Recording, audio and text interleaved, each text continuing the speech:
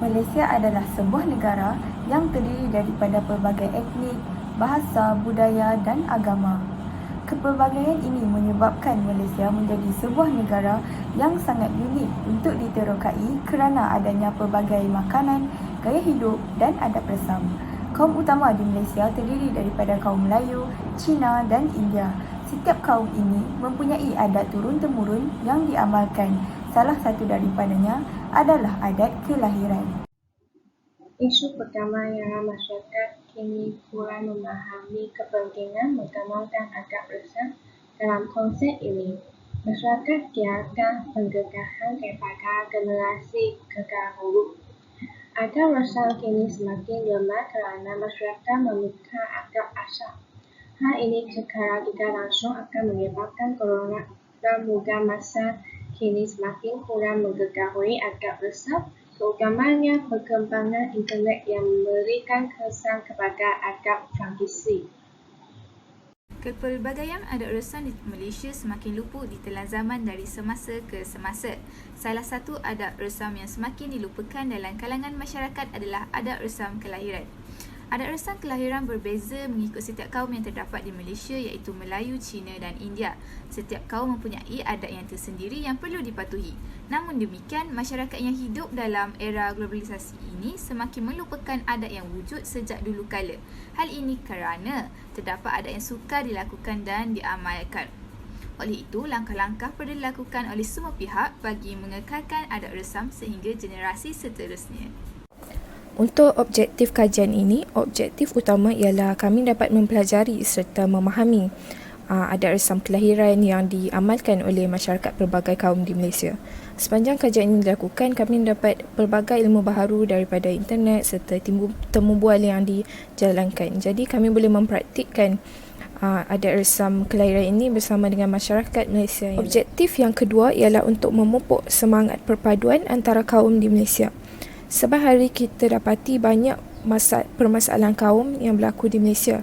Jadi dengan mempelajari tentang adat resam kaum lain, ini dapat membantu kita untuk lebih memahami kaum lain serta mengeratkan lagi hubungan antara kaum. Objektif yang terakhir ialah untuk memberi kesedaran kepada rakyat Malaysia tentang kepentingan mengamalkan adat resam, terutamanya kepada golongan muda, supaya mereka boleh meneruskan amalan adat resam ini. Bab kata pepatah, tak lapuk di hujan, tak lekang di panas. Dalam menjalankan kajian ini, kami menggunakan beberapa kaedah bagi memudahkan maklumat diperoleh secara terperinci dan sistematik. Antara kaedah yang kami gunakan adalah dengan melayari internet. Hasil daripada kaedah ini, banyak maklumat mengenai adat resam kelahiran masyarakat pelbagai kaum di Malaysia yang kami peroleh. Selain itu, kami juga mendapatkan maklumat melalui kaedah temu bual secara tidak formal daripada kenalan, jiran tetangga dan rakan-rakan yang terdiri daripada pelbagai kaum.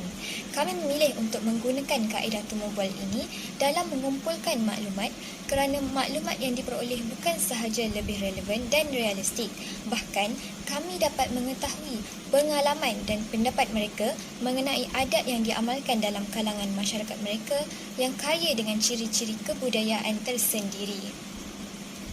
Akhir sekali, kami menggunakan kaedah pemerhatian di mana adat tradisi yang diamalkan dari keturunan nenek moyang terdahulu sehingga kini dijadikan sebagai rujukan. Banyak maklumat berguna yang kami peroleh berdasarkan dari kaedah pemerhatian ini.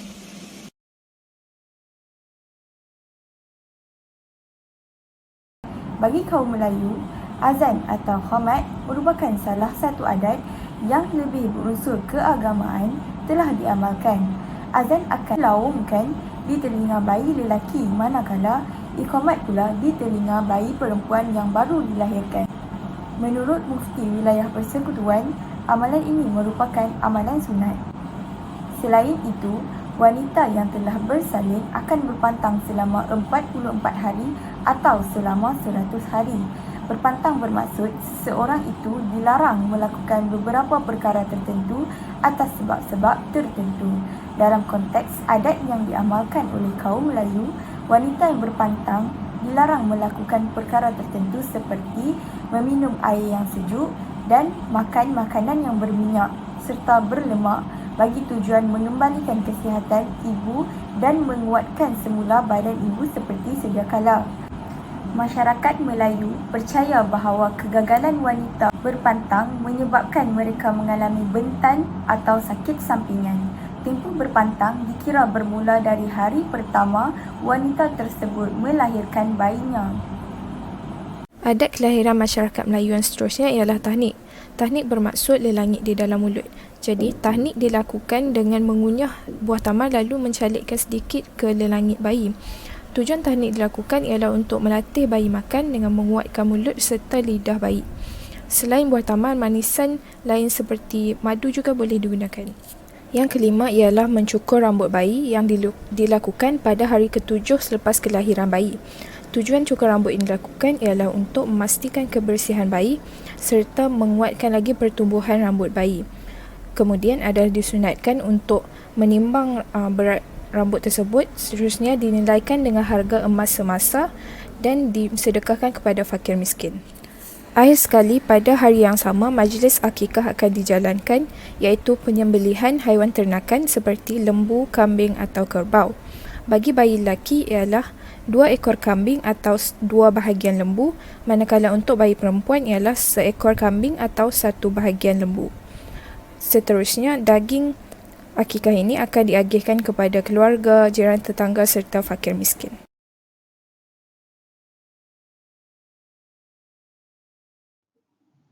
Berbagai bentuk adat resam dan pagar diamalkan oleh wanita masyarakat Cina semasa mengandung dan juga selepas bersalin untuk memastikan bayi yang bakal lahir itu tidak ditimpa kejadian buruk seperti keguguran, kecacatan atau kematian. Oleh itu, wanita-wanita masyarakat Cina yang mengandung sentiasa diberikan kawalan ketat di dalam kerja tingkah tangguh dan kegiatan seharian mereka. Semasa kehamilan, wanita yang mengandung dilarang daripada melakukan kerja-kerja yang berat seperti memaku kerana bimbang akan anak yang dikandung akan menjadi cacat kerana tersebut. Mereka juga hendaklah menjaga tingkah laku seperti tidak mengeluarkan kata-kata yang kesat dan dilarang sama sekali memukul binatang kerana risau anak yang dikandung akan terkena bayi. Selain itu, wanita hamil dielakkan daripada memikirkan masalah yang berlaku dikira masalah keluarga atau suami kerana risau akan anak yang dikandung akan terganggu dengan permasalahan tersebut. Mereka juga dilarang daripada makan makanan yang tajam dengan keras seperti nenas dan mangga kerana akan menyebabkan anak yang dikandung menjadi besar dan mensukarkan proses kelahiran nanti. Mereka dielakkan daripada menggosok perut terlalu kerana bimbang anak akan menjadi mantap. Ibu mertua perlu menjaga wanita hamil bukannya suami. Saya akan meneruskan perbentangan tentang adab resam selepas kelahiran bagi kaum Cina. Dalam adab resam kaum Cina, wanita yang telah bersalin juga perlu berpantang selama 40 hari. Selain itu, untuk bayi, pusat bayi yang baru dilahirkan perlu diikat dan dililit dengan sehelai kain pada perutnya untuk mengelakkan perut bayi dimasuki angin dan juga untuk mengeringkan tali pusat. Masyarakat Cina mempercayai bahawa pusat bayi yang tenggelam ke dalam adalah petanda yang baik bagi masyarakat Cina, di mana anak tersebut dipercayai akan menjalani kehidupan yang senang pada masa hadapan, manakala pusat yang tersembul dikaitkan dengan hidup yang kurang baik. Dari segi pemakanan, masyarakat Cina menggunakan sejenis arak yang dibuat daripada beras yang diperam dalam masakan mereka. Arak tersebut akan dimasukkan bersama-sama ayam, haria dan lada. Kemudiannya digorengkan bersama. Masakan panas dan pedas ini dipercayai dapat mengeluarkan angin daripada badan wanita yang sudah melahirkan dan untuk meningkatkan tenaga semula di dalam badan mereka. Seterusnya, kelahiran seseorang anak biasanya dirayakan apabila ia berumur sebulan Namun terdapat sesetengah keluarga yang merayakan kelahiran sebanyak 2 kali dan untuk kali kedua itu akan dilakukan ketika anak itu berumur 1 tahun.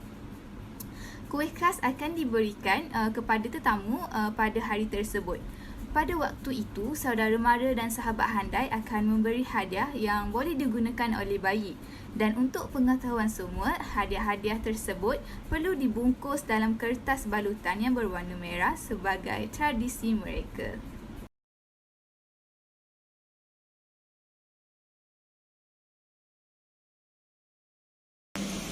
Masyarakat India juga kaya dengan ciri-ciri kebudayaan mereka dan masih mengekalkan kebudayaan tersebut sehingga kini.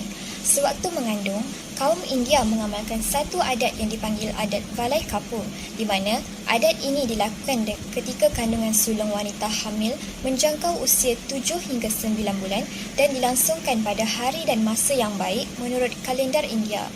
Wanita hamil tersebut dipakaikan gelang tangan baru diberi nama Sul Kapu, di mana Sul bermaksud kandungan ibu, manakala Kapu bermaksud perlindungan.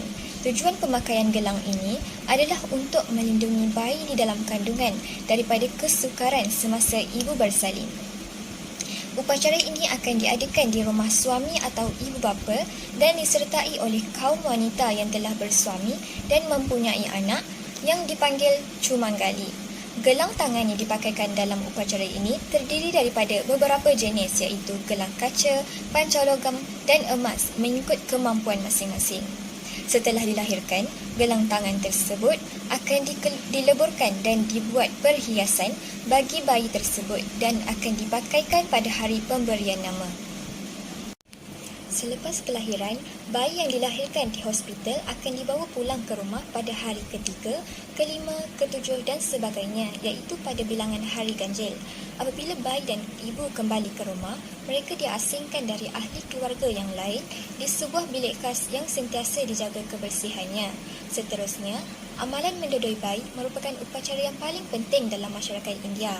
Upacara mendodoi ini juga dikenali sebagai talatu yang bermaksud penggoyangan lidah. Sebaik sahaja bayi berusia 16 hari, upacara pemberian nama dilakukan. Ia dilakukan dengan memasukkan bayi ke dalam buaian dan dikendalikan oleh ahli keluarga yang tertua dan arif tentang agama dan perkara yang berkaitan dengan dewa-dewa.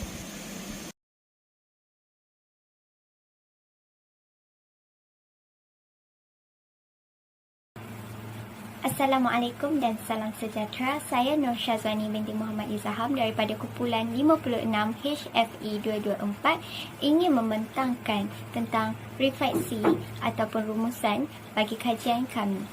Kajian ini mengenai adat resam bagi kaum Melayu, Cina dan India yang mempunyai latar belakang dan adat yang khususnya golongan muda yang masih lemah dalam memahami kepentingan mengamalkan adat resam di Malaysia. Melalui kajian ini, kami telah memperoleh banyak pengalaman terutamanya dalam memahami adat resam yang kian dilupakan saban hari. Di samping itu, kami juga belajar menghormati adat resam serta budaya yang diamalkan oleh masyarakat yang berbilang kaum di Malaysia. Kami juga belajar untuk memupuk semangat perpaduan antara kaum. Hal ini kerana saban hari kita dapat melihat semakin kerap krisis perkauman yang berlaku. Oleh hal yang demikian, kami membuat kesimpulan dengan mempelajari adat resam kaum lain dapat memberi impak yang positif dan mengeratkan semangat perpaduan antara kaum dengan cara menghormati antara satu sama lain.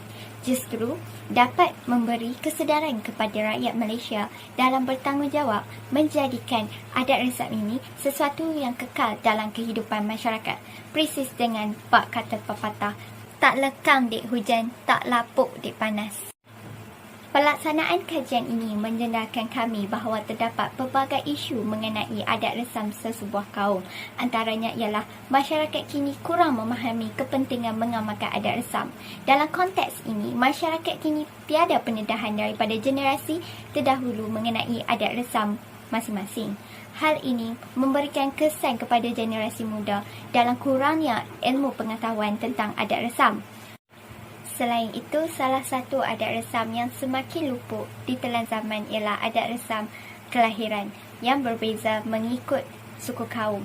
Adat resam kelahiran ini adalah berbeza mengikut suku kaum, misalnya Melayu, Cina dan India. Namun, pada era globalisasi ini, adat demikian semakin kurang diamalkan. Hal ini kerana masyarakat menganggap bahawa adat resam bukanlah lagi sesuatu yang penting untuk diamalkan selari dengan perkembangan arus semasa. Contohnya, adat melenggang perut ketika mengandung kerana ianya memerlukan bahan mentah yang sukar diperolehi seperti dama dan benang mentah. Oleh hal yang demikian, dalam menjalankan kajian ini, kami menggunakan beberapa kaedah kajian seperti melayari internet, bertanyakan maklumat kepada jiran tetangga dan rakan-rakan yang terdiri daripada pelbagai kaum untuk mengetahui pendapat mereka mengenai adat yang diamalkan dalam kalangan masyarakat mereka yang kaya dengan kepelbagaian kebudayaan tersendiri. Selain itu, kami juga menggunakan kaedah kajian pemerhatian di mana adat resam yang diamalkan dari keturunan nenek moyang terdahulu sehingga kini dijadikan sebahagian daripada rujukan dalam proses mengumpulkan maklumat. Secara tuntasnya, kami mendapati melalui kaedah kajian yang kami jalankan ini dapat memberi kesedaran kepada masyarakat tentang pentingnya dalam mengekalkan adat resam masing-masing kerana ianya merupakan identiti dalam sesebuah bangsa. Bak kata pepatah, biar mati anak, jangan mati adat. Haruslah kita pertimbangkan. Itu sahaja perbentangan daripada kumpulan kami. Sekian, terima kasih.